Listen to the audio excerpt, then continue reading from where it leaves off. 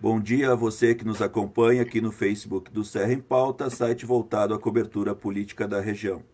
Eu sou o jornalista Ariel Rossi Grifante e hoje teremos a 10ª entrevista da série de lives com os candidatos a prefeito de Caxias do Sul, que são realizadas em conjunto com o jornalista André Tages. O entrevistado de hoje é o candidato Edson Nespolo, de 56 anos, que lidera a coligação Avança Caxias Vibrante, composta ainda pelo PP, do candidato a vice Edson da Rosa, pelo PV e pela Rede. Nespolo iniciou a vida pública elegendo-se vereador pelo PTB em 1992. De 1993 a 96 foi secretário de Educação e Cultura no governo Mário Vanim. Em 96 foi reeleito para a Câmara.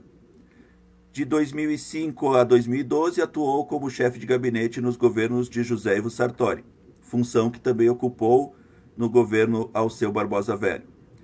Assumiu também, nesses períodos, as secretarias municipais, diversas secretarias municipais, como de Planejamento Urbano, de Trânsito, Transportes e Mobilidade Urbana, entre outras. Em 2014 e 2016 foi presidente da Festa da Uva. Em 2016 concorreu a prefeito, ficando na segunda colocação. De 2017 a 2020 presidiu a Gramado Tour em Gramado. Na próxima 1 hora conversaremos com o candidato, lembrando que esta será a 10ª e última entrevista desta série de lives, que contou com a participação de um candidato a menos a prefeito de Caxias do Sul, porque um dos concorrentes cancelou a entrevista minutos antes dela ir ao ar, dela ser transmitida. Todos os vídeos permanecerão disponíveis aqui na página do Serra em Pauta no Facebook.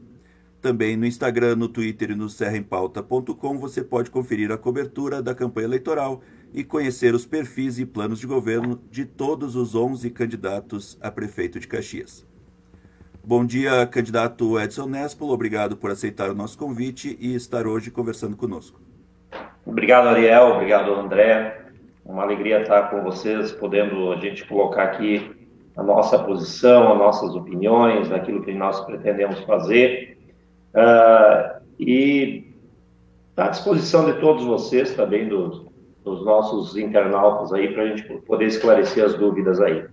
Eu já posso fazer a minha apresentação normal, Ariel? O André segue vamos entrar já com as perguntas e tu fica à vontade daí durante o... Tá bem. Bom dia, candidato. Bom dia, Ariel, e a quem nos acompanha aqui no Facebook do Serra em Pauta.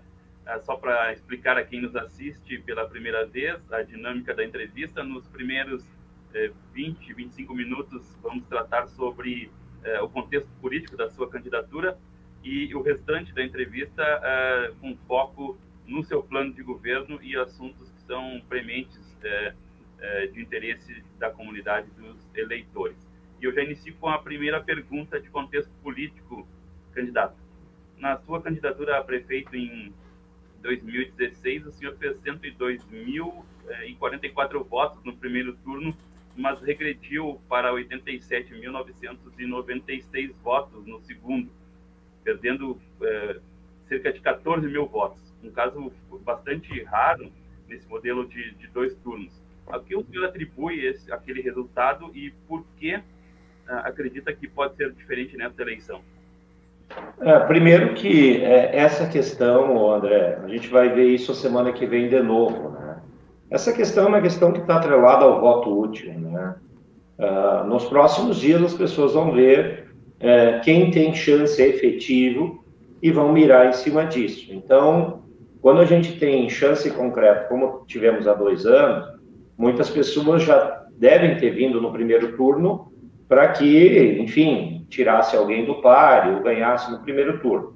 Quando isso não se confirmou, veio aquela onda de mudança, enfim, e talvez na perspectiva de um novo, veio uma situação melhor, né? Essa onda de mudança, depois a gente viu também a nível de Brasil, né? Na eleição há 2 anos atrás. Então, essas questões, elas são extremamente explicáveis, né? Mas o importante é que a gente disputou aquela eleição, nós perdemos por um candidato que a gente sabia que tinha essa característica, né, de se fechar em si, de ter pouco diálogo, não ter uma construção coletiva, porque onde ele tinha trabalhado tinha sido assim. Mas nós também temos que saber que eu perdi a última eleição, e vocês da imprensa, o André é testemunha disso, mais o André, muitas vezes ele, na condição de jornalista, tentou me entrevistar para avaliar 15 dias do Daniel Guerra, 1 mês, 2 meses, 6 meses, 1 ano, e nunca vocês ouviram uma crítica ao governo do Daniel Guerra, porque eu tinha perdido a eleição. E eu tinha que saber que tinha que ter paz para governar o prefeito que tinha ganho. E eu respeitei essa caminhada, porque Caxias está acima das nossas vaidades e das nossas ambições. Então, é um contexto mais, por aí, André, que explica a eleição de 4 anos atrás. E também, quando a gente perde, a gente pensa que tudo está errado, né? É um contingente de fatores que levam a uma derrota. E isso também, André, me serve para mim estar mais preparado. Eu tenho hoje uma condição melhor de estar à frente da prefeitura, porque a vida também nos ensina, porque esse aprendizado de Gramado também foi extremamente importante para a nossa vida. Então, eu agora quero ser prefeito porque realmente eu acho que a condição, ela também é melhor, nos dá uma condição melhor de governabilidade, e essa minha tranquilidade é no sentido, e também fazendo a nossa equipe, né, desde o Edson da Rosa, de que a gente vai ter condições de fazer um grande governo nesse momento para Caxias do Sul. Candidato, o apoio político mais proeminente que o senhor tem destacado nas suas manifestações nessa campanha tem sido do senador Luiz Carlos Reis, do PP, partido do seu vice. Ele, inclusive, participou de uma carreata com o senhor no último final de semana. O senador é um destacado apoiador do bolsonarismo no Estado, né? Como fica essa aproximação para o eleitor mais histórico do PDT, aquele de origem brisolista, de centro-esquerda? E o senhor pensa em pedir alguma manifestação de apoio também do seu partido, o PDT?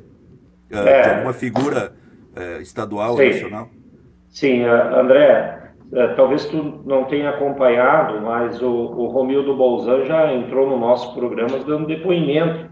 Amanhã também, como o Reis esteve no sábado, amanhã o Romildo vai estar em Caxias e tem agenda conosco, né? E não é só isso. O prefeito Alceu Barbosa Velho, com muito orgulho, já participou e deu depoimento para nós, né? Então, essa questão ela é muito tranquila. E como a Ana Amélia deve entrar no programa essa semana também, dando apoio. Hoje, meio-dia, eu vou fazer agenda com o Jerônimo Gerg.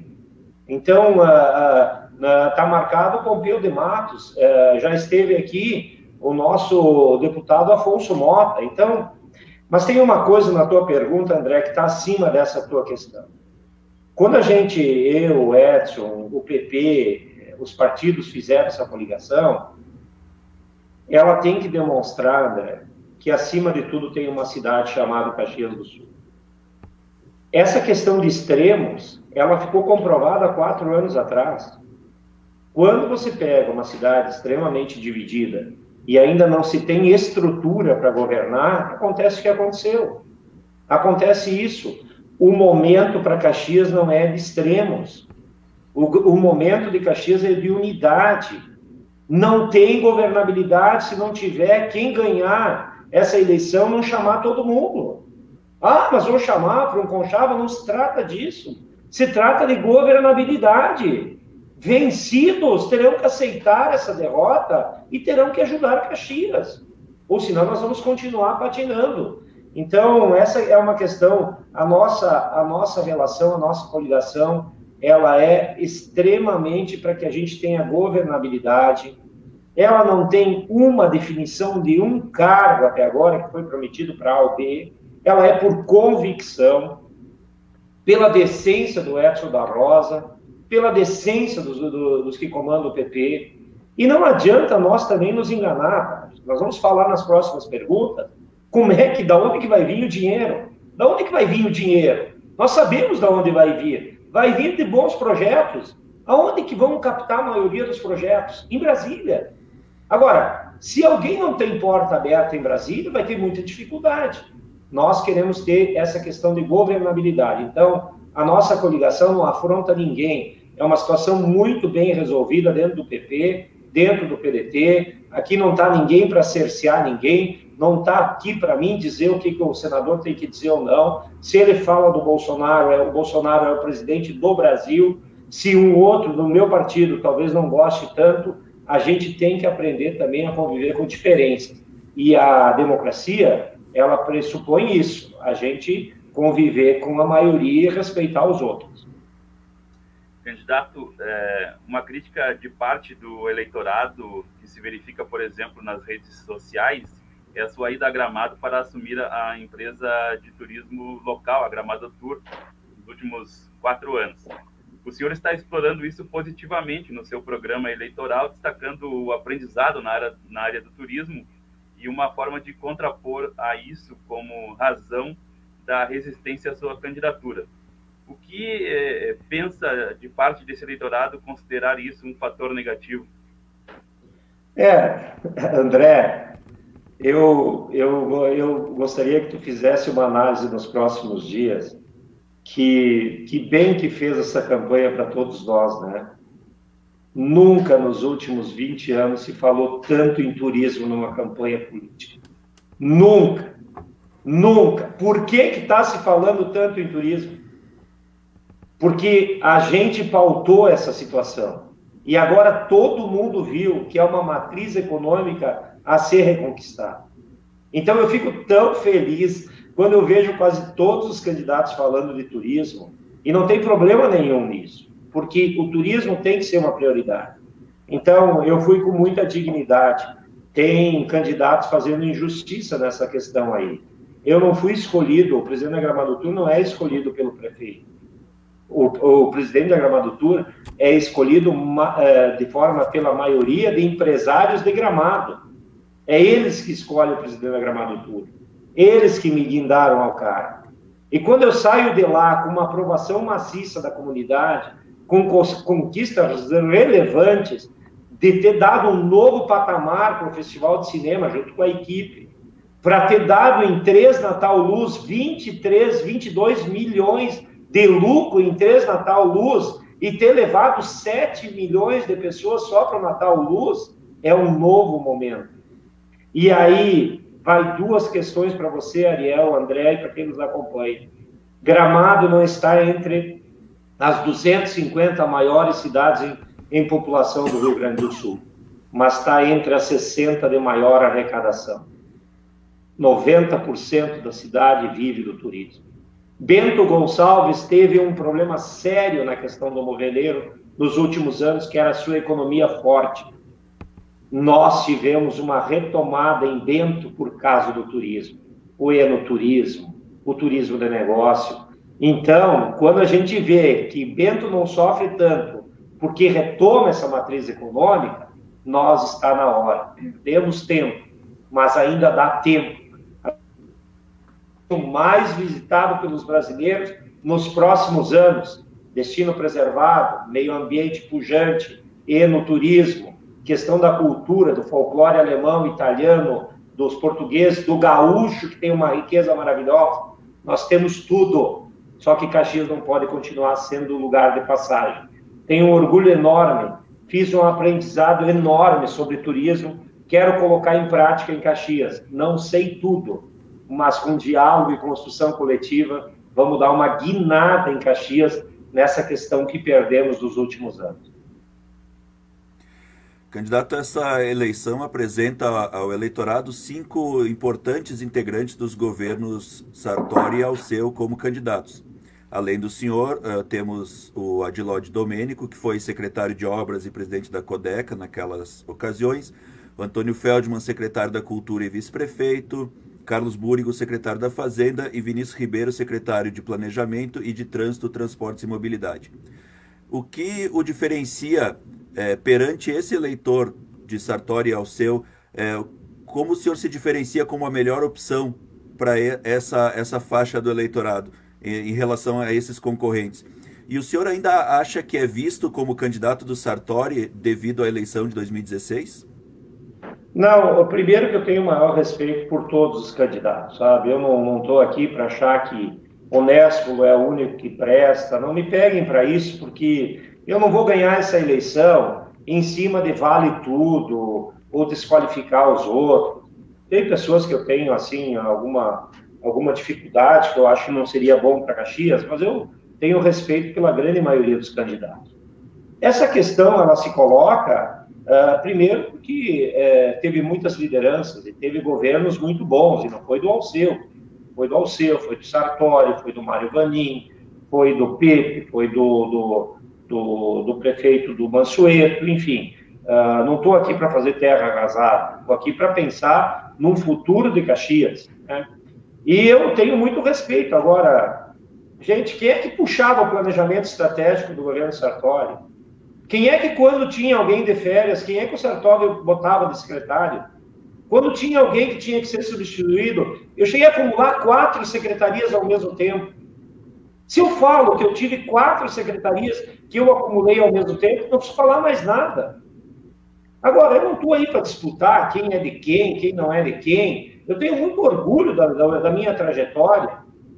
Eu tinha lá um plano diretor que nós começamos em 2005, 2005 não andou, 2006, no meio do ano, Nesco, assume tu o plano diretor. Num ano aprovamos o plano diretor, que é complexo, na Câmara de Vereadores, liderado por mim.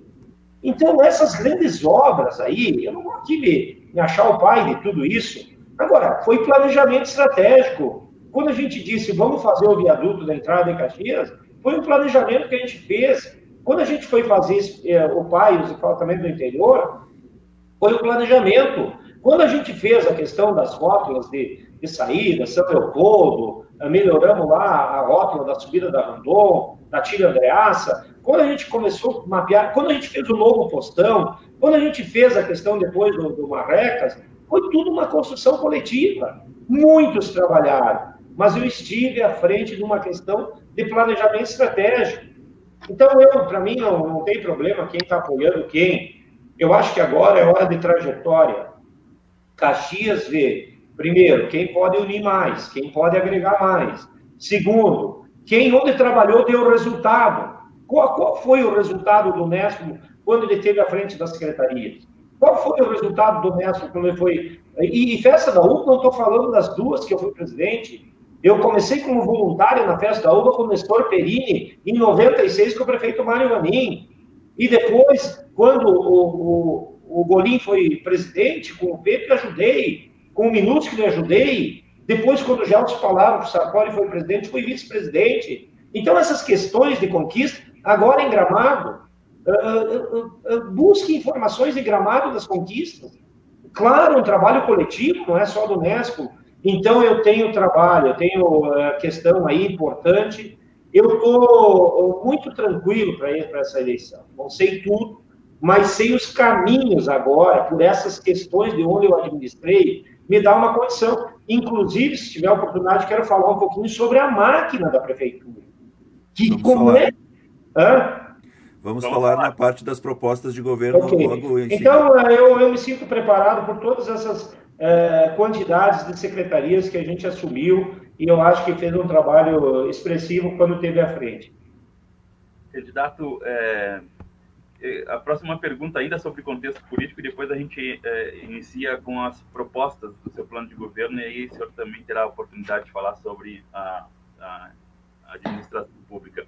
Quem é o seu principal adversário? É um dos 4 ex-aliados que o Ariel citou há pouco, o Pepe, que tem um eleitorado cativo, o Júlio Freitas, que é o maior crítico dos governos Alceu e Sartori, ou outro candidato? E caso o senhor chegue no segundo turno, o senhor pretende reunir a base dos partidos do Sartori e do Alceu, ou teme que essa composição seja rejeitada como foi na última eleição?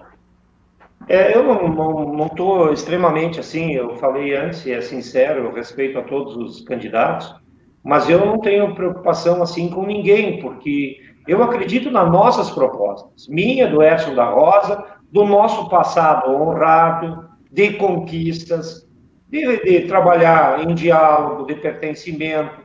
O Edson foi assim quando foi secretário de Educação. Então, eu não vejo nenhum adversário assim a ser batido. Eu tenho um respeito enorme.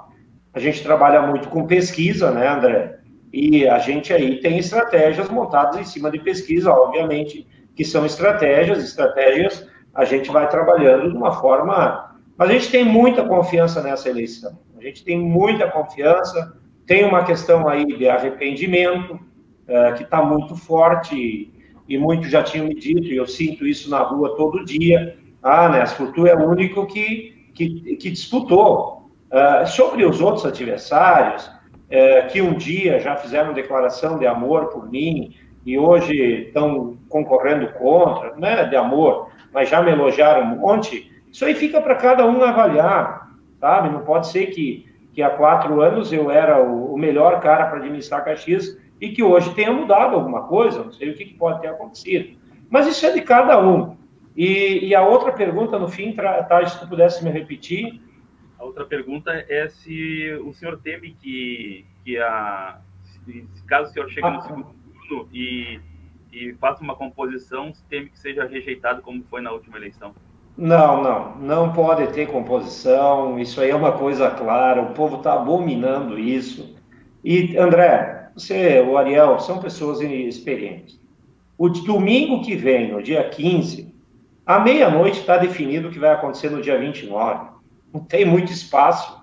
A eleição ela vai dar uma tônica como deu há 4 anos atrás. Nós tínhamos, na terça-feira ficou pronta a pesquisa 2 dias da última eleição e a guinada já tinha dado.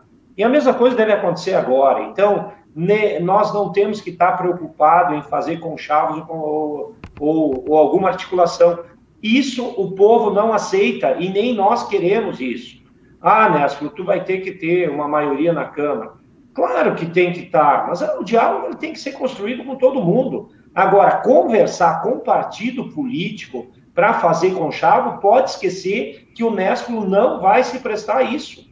Nós vamos para um segundo turno como estamos indo agora.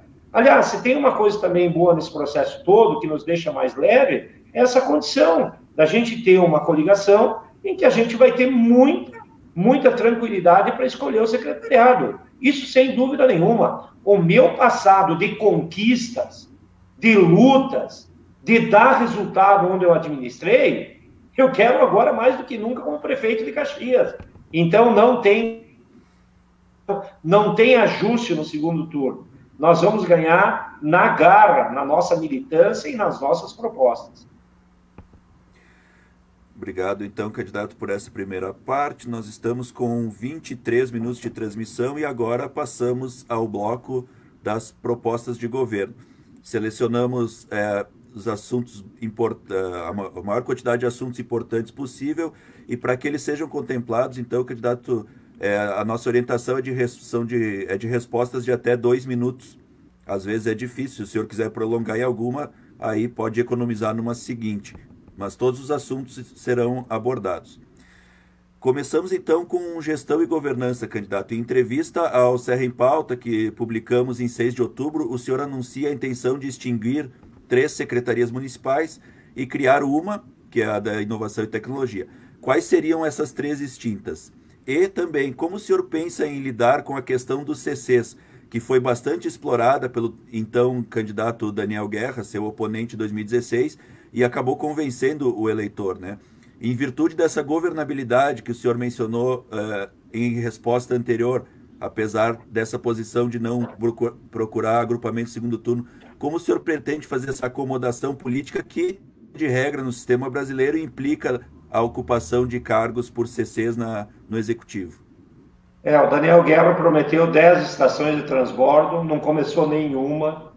O Daniel Guerra falou que ia terminar com o monopólio da Visat no primeiro ano, tá a Visat aí. Prometeu tanta coisa que eu ficava... Agora tem gente prometendo quase igual. Promessa. Não dizem de onde vai vir o dinheiro, não dizem como vão fazer. Eu fico até... acho que a Prefeitura de Caxias vai ter que ganhar 500 vezes na Mega Sena sozinha para fazer tudo que estão pensando. Mas eu quero dizer o seguinte, eu quero repetir, muitos prefeitos ao longo da história fizeram muito. O que foi deixado de lado foi a tecnologia da prefeitura. Eu repito, a tecnologia é fundamental. Hoje, nós estamos fazendo uma live com tecnologia, mas não tem tecnologia na saúde, não tem como marcar uma consulta para o teu celular. Isso terminou, isso é de um país que não pode ser Caxias. Caxias tem que ir para frente. Olha a dicotomia agora das crianças da escola particular voltando e a pública não tem, há 8 meses, não tem um acesso à educação porque o professor não tem ferramenta. Então, essa questão ela está crucial, está aí na guia do ITBI que demora, na aprovação do alvará, na questão da aprovação de um projeto, as empresas indo embora, as empresas mendigando para expandir a sua matriz em Caxias, e a prefeitura dizendo, não, vai embora. Terminou isso. Isso é uma cultura que tem que ser mudada, inclusive nos servidores. Nós temos que pegar no colo quem quer empreender um pouco mais. Nós temos que isso é geração de emprego e renda. Então, a Secretaria de Fazenda e Receita, uma só. Para que 2 secretarias? Ou a Economia e terminou. A Secretaria de Governo, para mandar projeto para a Câmara, terminou. A Secretaria de Urbanismo e Planejamento, não digo que será essa, mas muito possivelmente é a burocracia, é documento para um lado, é atrasar a aprovação do projeto. Essas 3 me parece que são, pode ser que tenha mais alguma, mas essas 3 me parecem muito claras. E a inovação e tecnologia é ferramenta, ela é suporte, ela possibilita nós pegar recursos internacionais a fundo perdido, tem fundações, nós colocamos a IBM em Gramado para colocar a internet em toda a cidade. Por que eu não posso buscar isso para Caxias? E vou buscar, e não precisa ser IBM, é a Microsoft, é a Bitcoin que tem em Caxias, é outras empresas de tecnologia. A inovação e tecnologia ela tem que ser uma ferramenta. E por isso que nós vamos criar essa secretaria. E sobre CCs, eu sou assim, o servidor comigo tem que trabalhar muito, mas muito. CC comigo sabe o que trabalha, sabe o que rebola. Não é cabide de emprego. Tem que dar exemplo. Eu sou professor educa mais com exemplos do que com palavras. E vai valer isso para os meus CCs. Eles vão comer um arrochado aí, porque tem que dar resultado e trabalhar. E eu quero só terminar para dizer o seguinte, secretário tem que mudar a visão. Aquele secretário que a vida inteira ficou no final do mês para fazer um investimento com o caixa único da prefeitura, esperando o orçamento da prefeitura, terminou, mentalidade nova, secretário tem que ter visão empreendedora, ele tem que elaborar um projeto e saber de onde ele vai buscar aquele recurso. Caxias não tem dinheiro, tem que ser criativo, dinheiro tem muito, bons projetos vão fazer com que nós captamos o recurso necessário. Candidato, no seu plano, o senhor fala em idealizar uma central de projetos. O senhor acabou de falar que os secretários têm que fazer projetos. E essa central de projetos ela seria com a participação de entidades da sociedade caxiense e também do setor produtivo. Queria a primeira pergunta, como é que vai funcionar? Também o senhor fala em instalar um gabinete estratégico de governança e promover a participação da sociedade nas decisões estratégicas do município por meio da presença de representantes. E como será a participação comunitária no seu governo? Sem dúvida. Primeiro, André, eu vou pegar um exemplo. Segurança. Tá? O que nós vamos fazer nos 6 primeiros meses? Não nos 6 primeiros, nos 3 primeiros meses. Reúne comando da Brigada Militar, da Polícia Civil, do Corpo de Bombeiros, da Guarda Municipal. O que nós temos que fazer? Bom, nós temos que saltar para X câmeras, que hoje tem muito pouco funcionando, nós temos que colocar 10 vezes mais câmeras, como nós vamos fazer esse projeto e onde nós vamos buscar. Policiamento comunitário. Tá, a Brigada Militar tem essa estratégia. Nós vamos pegar as forças vivas, tem que unir todo mundo. CDL, a questão do movimento comunitário, CID Lojas, a SIC, nós temos que fazer pressão dentro do governo do Estado, tem que voltar a ter policiamento comunitário, mas nós vamos fazer essa questão dos projetos, se nós vamos pegar para novos módulos, se nós vamos pegar para...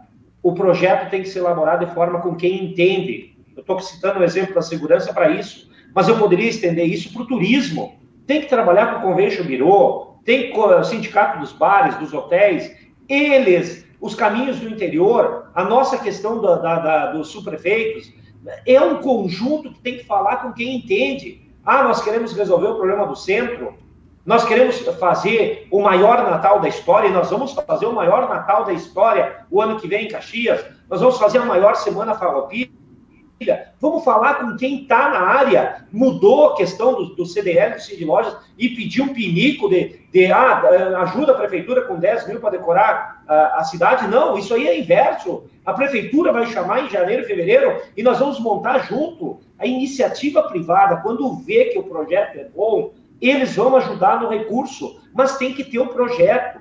E essa questão toda, assim, a primeira terça-feira, nós estamos dizendo isso, a primeira terça-feira do mês será comunitário, a segunda terça para quem quer empreender, a terceira terça para o interior, a quarta terça-feira, eu e o Edson vamos atender esses movimentos. Na última terça, a questão da inclusão, que é mulheres, que é jovens, que é a questão de animais, nós vamos ter que falar isso. E sobre o gabinete estratégico, nós temos que ter alguém que acelere esses procedimentos, que integre as secretarias de forma mais ágil, que trabalhe com planejamento estratégico, prazos e metas, tem que atingir resultado. Esse planejamento estratégico que vai fazer essa coordenação no planejamento que vai dar prazos e as pessoas vão ter que se virar nos 30 para executar dentro daquilo que for planejado. Nesco, vai dar tudo 100%? Claro que não vai dar, mas pelo menos nós não vamos sair do marasmo que está hoje e atingir 80%, 70%, 90% das metas. É nesse sentido que a gente quer fazer essa questão interna da prefeitura. Candidato, o senhor falou das dificuldades financeiras do município e para o próximo ano elas correm o risco de se agravar devido ao caso Manha Bosco, a condenação que o município foi submetido pela Justiça, em que a indenização a ser paga à família referente à ocupação da área de terras doada ao município, ela pode chegar a 1/3 do orçamento projetado para 2021, que é de 2 bilhões e 400 milhões de reais. Como o senhor pretende encaminhar essa questão? Qual a sua solução para esse assunto? Primeiro que o Manha Bosco é uma ameaça efetiva, mas segundo, ninguém vai comprometer um município inteiro para indenizar um caso. Então eu tenho dito, tem que ter diálogo, tem que ter construção, tem que ter bom senso. Faremos isso com a família, com os advogados, com o judiciário, poder legislativo.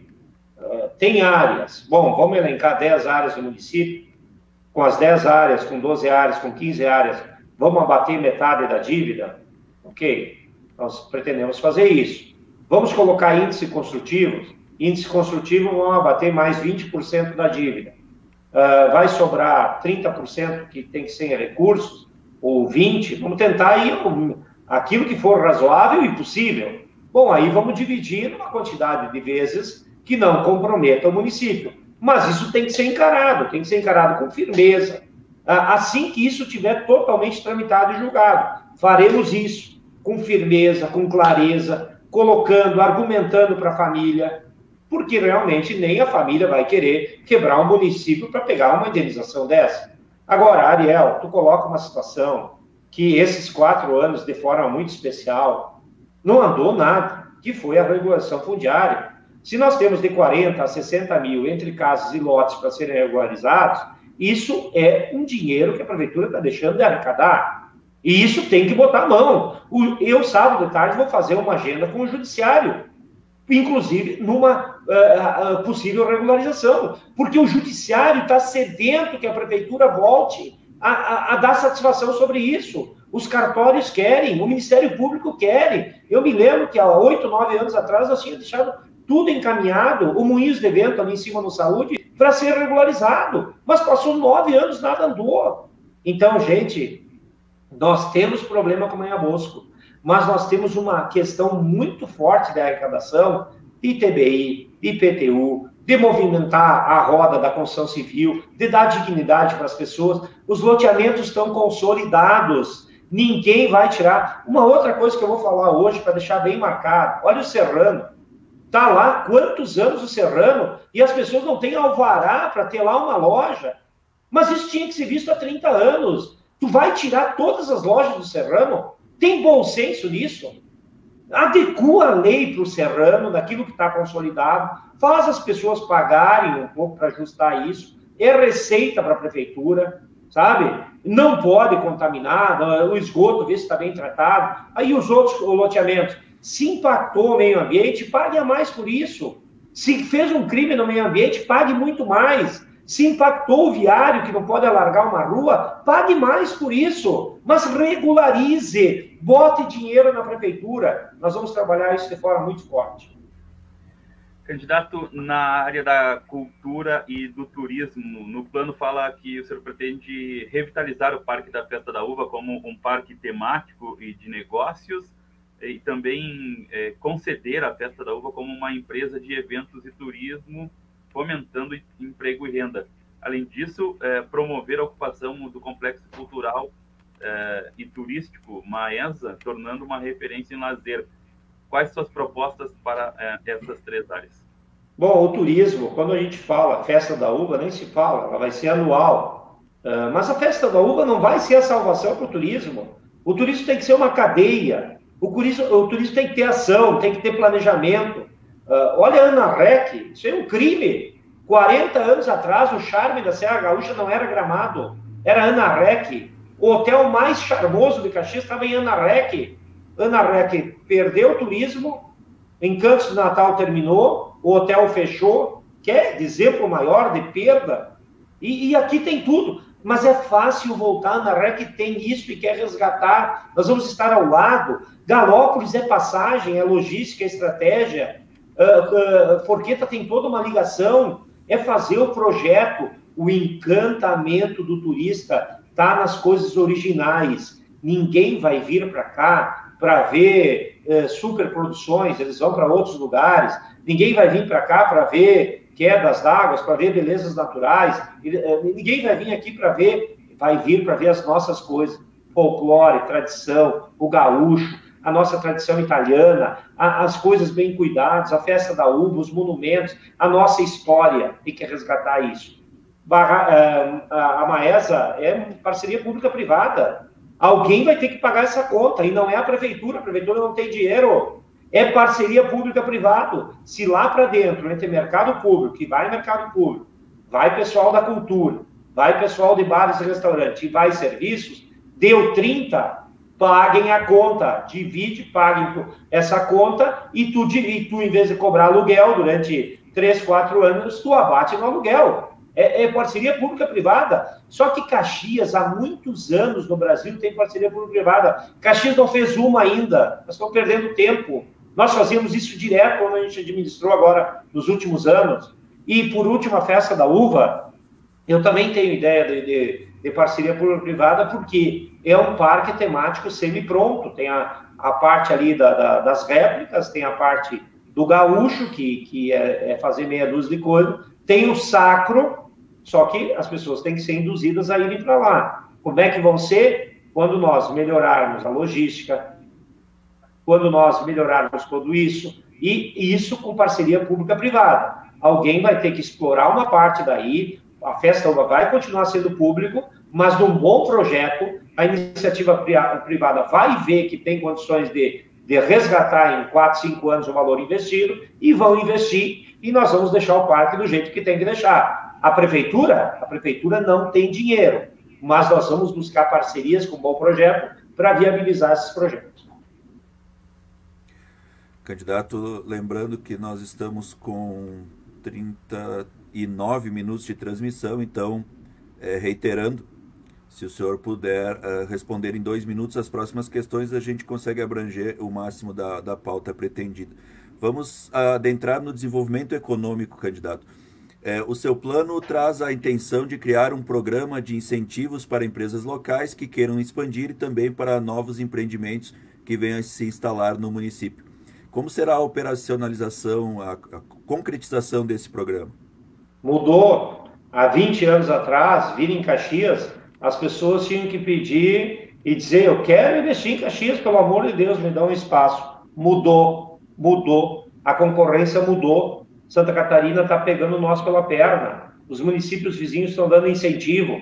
Mudou. Nós temos que ser ágil nesse processo. Por isso que no desenvolvimento econômico, lá dentro nós vamos ter uma área tudo fácil empresa, porque ela agiliza os processos dentro das outras secretarias, seja no meio ambiente, seja no urbanismo, ela tem que ela ser responsável para quem quer investir. E outra coisa, Ariel, não dá mais para nós ter aqui, por exemplo, um setor importante para nós, que é o setor primário. Não dá, nós não ter nada de incentivo, não dá uma terraplanagem para alguém, para quem investir, quer investir, e aí hoje a terceira empresa que mais emprega em Caxias é o frigorífico. A terceira empresa que mais emprega é um frigorífico. E tem que pegar, muitas vezes, produto e matéria-prima a 100 quilômetros de Caxias. Mas essa logística não está certa. Chegou a hora de dar incentivos também no setor primário. Nós temos que agilizar o processo de quem quer investir, seja no metal mecânico, seja no têxtil, seja na questão do plástico e outras áreas, o comércio. Nós temos que fazer uma campanha, Caxias para os caxienses. Tem que mudar essa logística, todos estão sofrendo com a pandemia, tem que comprar mais no comércio local, mas isso é uma questão toda de nós articular isso. Então, o desenvolvimento econômico é uma cadeia que a gente quer montar. Já falei antes de turismo, mas essa questão de agora mudou a mentalidade, nós vamos ter que fazer esse procedimento, ou seja, pegar um pouco no colo quem quer investir em Caxias. Nós temos que ser mais competitivos, nós temos que dar, sim, incentivos para quem quer. Vamos mandar esse projeto para a Câmara de Vereadores e vamos lutar para isso, sim, para que as pessoas tenham mais incentivo para investir em Caxias. Isso é geração de emprego, de renda, é novas oportunidades que as pessoas estarem se desenvolvendo em Caxias. Candidato, ainda no desenvolvimento econômico, no seu plano, o senhor tem um dos itens que trata sobre dedicar esforços para implantar uma montadora de veículos em Caxias. O senhor já tem algo alinhavado? Que tipo de montadora seria? Isso é um sonho para ser sonhado, né, André? Se a gente também não tem perspectiva, a gente não vai atrás. É um sonho que tem que ser sonhado. Nós colocamos no nosso programa de governo, porque nós temos toda uma logística, e estamos acreditando no aeroporto, estamos acreditando no porto lá em Arroio do Sal, e no aeroporto que o ano que vem deve começar as obras aqui em Caxias. Então, hoje o nosso problema que nos torna pouco competitivo é a logística. Nós estamos fora de foco de logística, rodovias muito mal cuidadas, nós temos que fazer 100 ou 200, 300 quilômetros para mandar uma carga via navio. Isso é uma logística que nos torna muito distante. E a questão do aéreo, então, também é um problema, né? Então, André, à medida que nós temos essas ferramentas, eu tenho certeza que nós, com o projeto embaixo do braço, nós temos condições de fazer com que as pessoas possam investir nisso. É um sonho a ser sonhado, mas a gente não pode pensar pequeno. A minha vida inteira, eu pautei para fazer grandes eventos e grandes conquistas onde eu administrei. Quando a gente coloca aí, não vai depender só da nossa vontade, mas a gente tem que lutar por isso, tem que ter um projeto, ir atrás, dizer, olha, vai ter aeroporto, o porto vai estar a 100 quilômetros aqui do aeroporto, vai ter logística, invistam, venham para cá, é um polo metal mecânico que já tem muito fornecedor de matéria-prima. Enfim, a gente vai ter que ir atrás disso e pensar grande. Por isso, quando a gente coloca isso, não é uma questão assim, nós vamos colocar a montadora. Nós vamos atrás de incentivar uma montadora a se instalar nisso. Você sabe o quanto mudou Gravataí com isso, e quanto Guaíba perdeu com a não ida da Ford, e quanto Camaçari, quanto a Bahia ganhou com a ida da Ford. Então, é um sonho a ser sonhado, vamos para cima. Candidato, como o senhor pensa em solucionar a situação do comércio ambulante e qual a sua proposta de revitalização do centro da cidade? Exatamente, também. Eu esses dias aí no Banha Bosco, no Juvenil, ficava olhando já na minha visão de tudo que eu aprendi nos últimos anos com eventos, com cultura, com turismo, de resgate. Antes que falei da cultura, eu não falei dos nossos artistas locais. A gente também vai ter que trabalhar muito para isso, para a valorização dos artistas locais. Então, gente, essa questão aí, eu penso na maior Natal que Gramado teve a partir de novembro do ano que vem. Quando a gente investe no centro, quando tu investe no centro e deixa o centro bem cuidado, essa questão do ambulante, da capoeira, das coisas desleixadas, Uma coisa está atrelada na outra. Quando as coisas estão bonitas, quando a coisa está florida, quando o canteiro está bonito, quando a calçada está cuidada, uma coisa ela ajuda na outra. A cidade fica mais bonita. Sobre comércio ambulante, tem que trabalhar junto com as entidades do comércio, sim. Sim, a calçada, preferencialmente, ela é do pedestre, ela é humana, ela tem que ser preferencialmente para isso. Nós temos que trabalhar junto com o CDLs de loja, porque pode ter problema de toda a ordem aí. Como é que os produtos fornecidos para os ambulantes são quase sempre os mesmos? Quem fornece? Da onde vem? Qual a origem? Podemos cortar isso pela raiz? Vamos atrás de tudo isso. Tem que ter coragem. Eu entendo que é uma situação social diferente, não pode chegar chutando todo mundo, mas tem que ter construção coletiva, inclusive com os ambulantes. Tem que ter regras. Não dá para deixar uma cidade de ninguém. Candidato, agora a gente passa para a área da educação e nessa área eu gostaria de fazer 2 questionamentos. Como é que o senhor pretende atacar a questão do déficit de vagas na educação infantil? E no seu plano, o senhor disse que pretende criar e normatizar um programa com atividades no turno inverso. Tem perspectiva do que a possibilidade de ser feito nessa área em 4 anos? Eu não vou sonhar, sabe, André?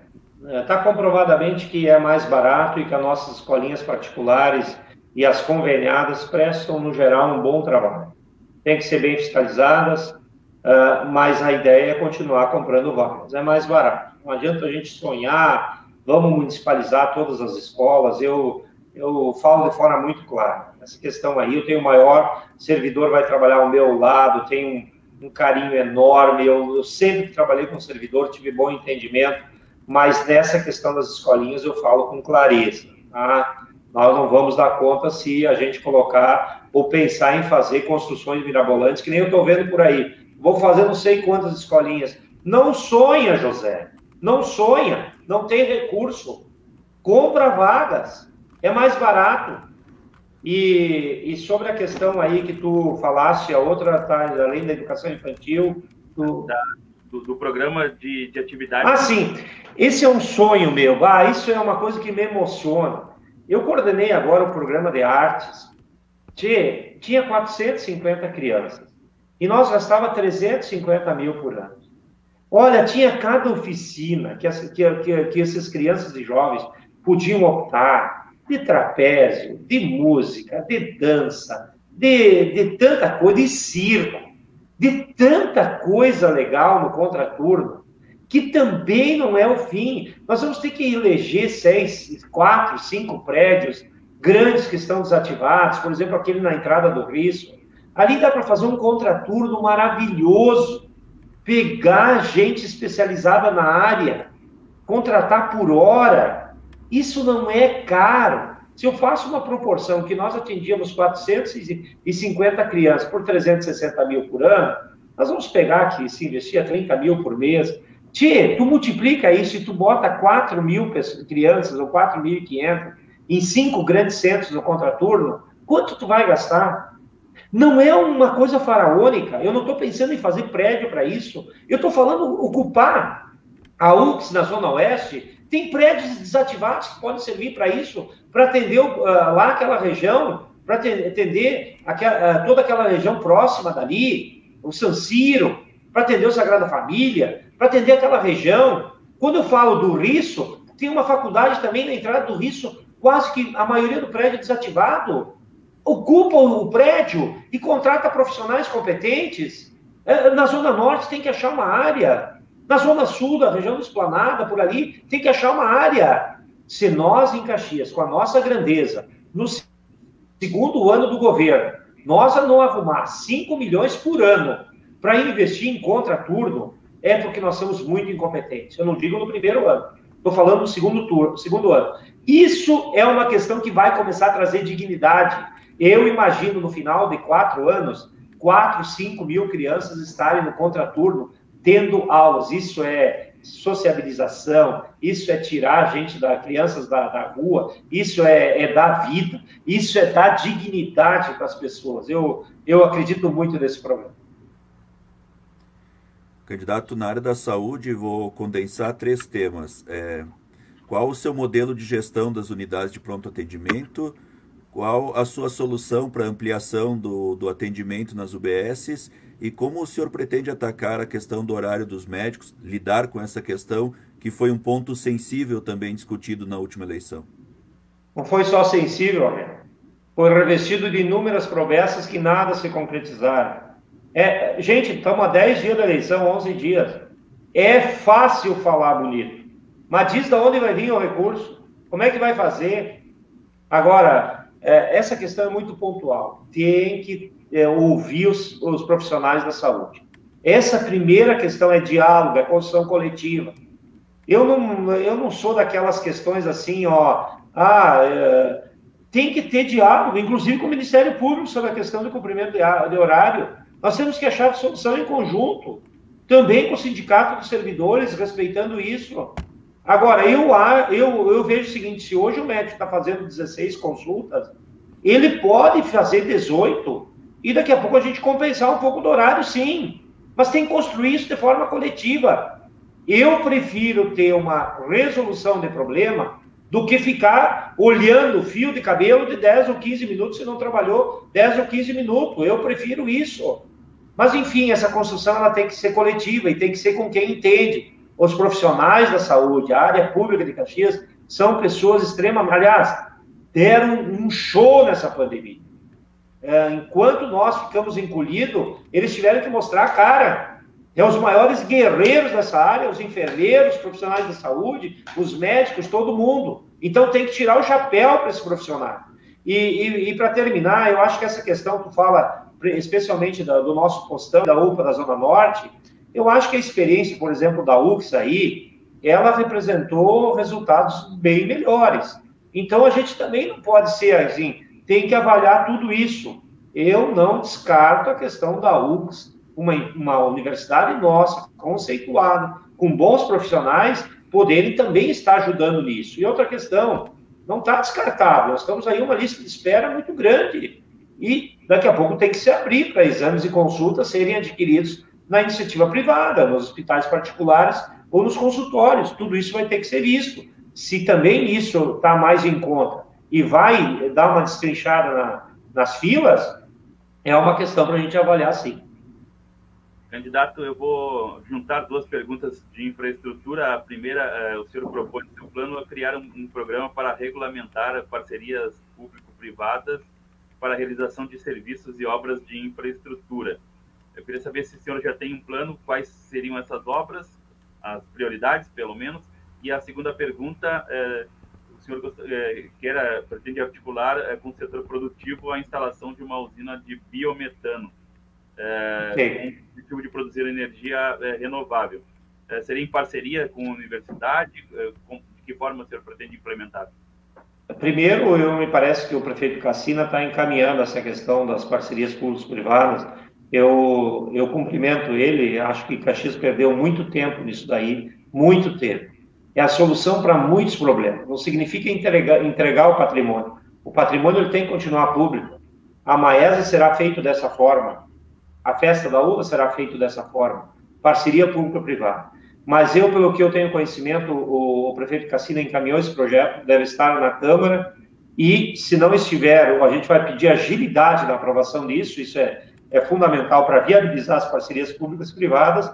Eu falei da Maesa, eu falei da festa da uva, mas pode ter outro. Sobre a usina, eu já penso um formato diferente. Nós vamos construir isso de forma coletiva nos 3, 4 meses, por isso também a cadeia do lixo, a Codeca, enfim, os profissionais do meio ambiente envolvidos, e nós construir um edital no primeiro ano, um edital público, em que a Prefeitura de Caxias, ela vai viabilizar 350, 400 mil toneladas de lixo, 350 mil quilos de lixo por dia, 400 mil quilos, para que uma empresa que ganhar a licitação vai pegar esse lixo, que é dinheiro, a empresa vai construir essa usina, de acordo com o nosso edital, e nós vamos entregar o lixo orgânico para eles. Eles vão fazer do lixo geração de energia, como é na maioria dos países desenvolvidos. Eu fico aí porque eu estou bem a par disso daí, André.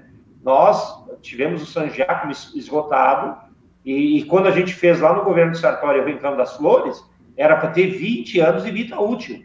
Deu 8, 9 anos e está de novo comprometido. Mas até quando nós vamos ficar fazendo aterro sanitário?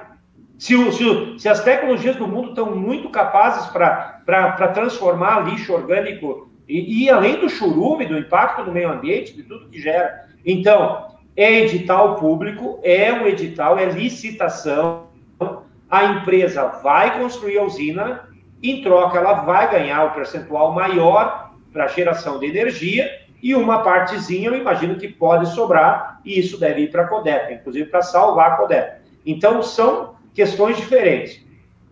Várias parcerias públicas-privadas que nós queremos fazer de um lado e a questão da usina é um edital público, uma licitação em que nós vamos fornecer matéria-prima. E mais que isso, nós pretendemos pegar os municípios da região que hoje levam até Minas do Leão, a 300 quilômetros daqui, em vez de levar para lá, pode colocar na nossa usina e nós vamos, então, ter também uma quantidade maior de lixo que possivelmente os municípios da região vão estar interessados.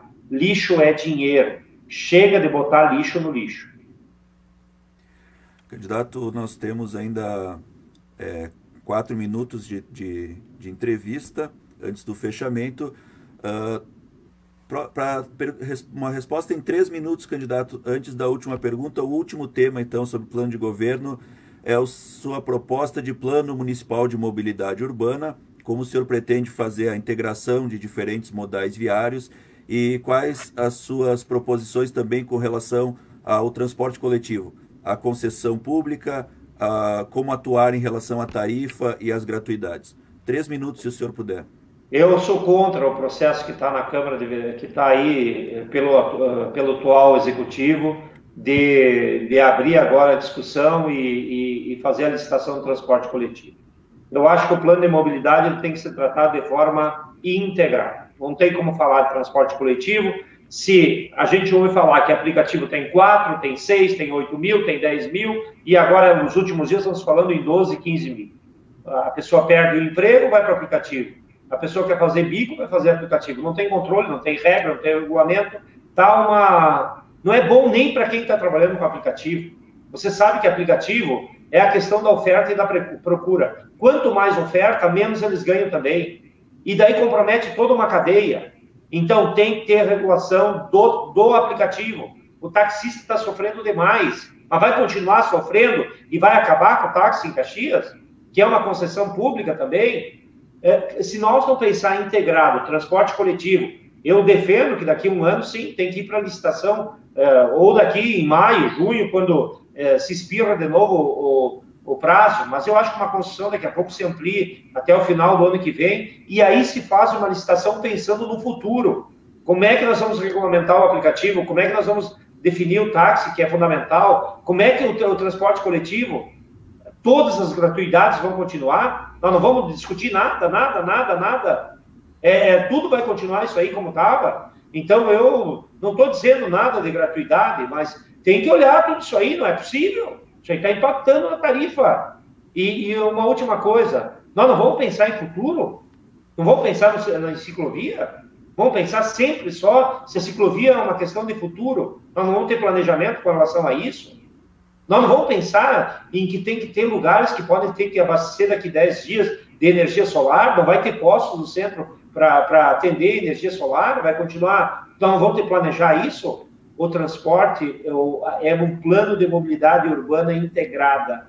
Então, se tem que esperar mais 6 meses, 8 meses, o transporte coletivo, eu acho bem importante, mas trabalhar de forma integrada. Candidato, para continuar neste tema, gostaria que o senhor só falasse sobre se o senhor pretende dar continuidade ao programa Sim Caxias, o que seria, e se pretende, o que seria fundamental nessa área? Eu tenho que aqui tirar o chapéu para o prefeito Alceu. Muitas vezes a gente não reconhece o Alceu, mas o que o Alceu fez para tirar aquelas áreas onduladas de asfalto e colocar concreto, e hoje a gente vê o quanto a manutenção praticamente terminou nos corredores de ônibus. quanto ao seu também enterrou em tratamento de lixo, de resíduos, de água. Então, é uma coisa que eu queria ressaltar nessa tua questão aí. O 5X ele tem que ser continuado, sim. Eu também não sou radical. Eu acho que as conversões, por exemplo, na Sinimbu, elas têm que continuar. As duas que estão ali na Garibaldi e na Montauri têm que continuar tendo a direita, sim, porque senão é um impacto muito grande dentro da Júlio de Castilho, que impacta todo o transporte. Mas com diálogo, com construção, o 5X tem que ser continuado. Eu fico feliz agora ver que a Bento Gonçalves está recebendo também a questão do concreto no corredor. É um programa que nós temos que perseguir, sim. Não sonhar, como eu perdi há 4 anos, que iam fazer 10 estações de transbordo em 4 anos, não começaram nenhuma. Campanha é para ter seriedade. Agora, eu sonho também com mais 2 estações, mas sabe quantos anos vamos demorar para fazer 2 estações de transbordo, uma na Zona Norte e na Zona Sul? No mínimo uns 8, 10 anos. Sem sonho, mas tem que continuar assim. Candidato, para finalizarmos então a entrevista, a gente solicita a sua mensagem final à comunidade, respondendo em 1 minuto. Por que eu quero ser prefeito? Estou do lado de uma pessoa decente, de um grupo honrado, Edson da Rosa. Nós queremos ser prefeito porque eu me preparei para isso. Eu fui estudar, eu tive experiências exitosas onde eu trabalhei. Eu sou uma questão que trabalho com aglutinação, trabalho com agregação, eu trabalho com diálogo. Essa é a minha vida. Quem trabalha com diálogo, a chance de errar é muito menor, porque você agrupa, porque você ouve. Então, eu me preparei muito para isso. Quero fazer um governo de construção coletiva, de pensar grande para Caxias, de ir para cima, de encarar os problemas, de não me acovardar. Então, pensar grande, construir pontes, ir para Brasília de cabeça erguida, cobrar do Estado que é nosso devido, trabalhar com fundos internacionais, parcerias pública-privada, os nossos patrocinadores, que eu agreguei muito agora em Gramado, e tinha agregado muito na Festa da Uva. Isso que vai fazer a diferença nos próximos 4 anos, resgatar a matriz econômica do turismo. Contem com o Néstor determinado, com uma vontade enorme de ser teu prefeito, e vamos ganhar essa eleição. Obrigado, André, obrigado, Ariel, me coloco sempre à disposição de todos vocês. Muito obrigado, então, candidato Edson Nespolo, do PDT, que está à frente da coligação Avança Caxias Vibrante. Assim, encerramos esta entrevista e essa série de lives do primeiro turno da eleição municipal com os candidatos a prefeito de Caxias do Sul, aqui pelo Serra em Pauta. Lembramos que 10 dos 11 concorrentes foram entrevistados, a única não participação deveu-se ao cancelamento por parte de um dos candidatos pouco antes da transmissão. Todos os vídeos permanecerão disponíveis para serem assistidos, compartilhados e comentados aqui na nossa página do Facebook. E salientamos que essa iniciativa teve e tem o propósito de contribuir com o processo democrático, municiando o eleitor de informações e interpretações para que decida, com base no conhecimento das candidaturas e das propostas de governo, o seu voto em 15 de novembro. André. Obrigado, candidato. Agradecemos ao e convidamos para que sigam acompanhando nossas lives e o segmento da cobertura eleitoral neste primeiro e segundo turno. Obrigado a todos e um bom dia. Obrigado. Fechou, André? André?